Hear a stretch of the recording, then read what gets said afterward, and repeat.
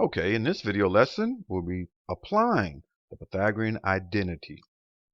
In this level, we just want to look at how the Pythagorean identity is actually utilized. So we'll look at a particular problem.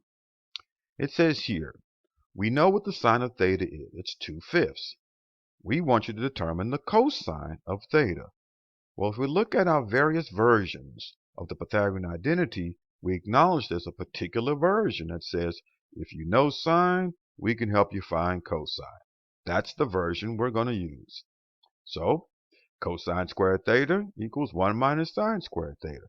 All we're going to do is just substitute. So, instead of sine theta, we're putting 2/5. Simplify, 1 minus 4 over 25. Subtract these two values, simplify that, and now it's time to take the square root on both sides, just like you would have done in Pythagorean's theorem. Very last step in the theorem is to isolate that variable by taking the square root on both sides. So here we end up with cosine, and on the right side you have to recall that when we take the square root in an equation, we have to consider both the positive and the negative values. So I'll take what's in green here and simplify it. Square root of 21 is the square root of 21. Square root of 25 is 5. So we use the Pythagorean identity to help us determine one trigonometric function given a different one. Let's try another problem. So here we've been given secant of theta, which is 3 over 2, and they want us to find tangent. So let's see. Which version? Here we are.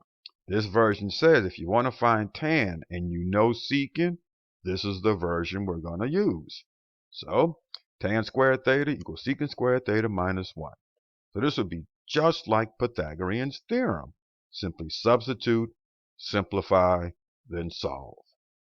So we're substituting the 3/2 in place of secant theta. We're simplifying by squaring. We'll simplify further. 9/4 minus 1 is 5/4. And now it's time to solve. Take the square root on both sides. Left side we get tangent theta. Right side again, the plus and minus. When I simplify the square root of 5 over 4, I get radical 5 over 2. And of course, it's still plus or minus. We have two possible answers. Another example. Here, we're being given cotangent, and we're being asked to find cosecant. So let's go find. Here's our version, where cosecant is isolated, and if we know cotan, we simply substitute it in. So cosecant squared theta equals 1 plus cotan squared theta. So we're going to substitute, simplify, then solve. So we substitute the 6 in place of cotan theta. We simplify by squaring it. We simplify it further by adding 1 and 36 to get 37. And now it's time to solve. Take the square root on both sides. Left side we get cosecant. Right side we get two possible results, plus or minus the square root of 37. So this is the Pythagorean identity in its most fundamental form. Next video lesson, we're going to actually put it into how it's supposed to be applied.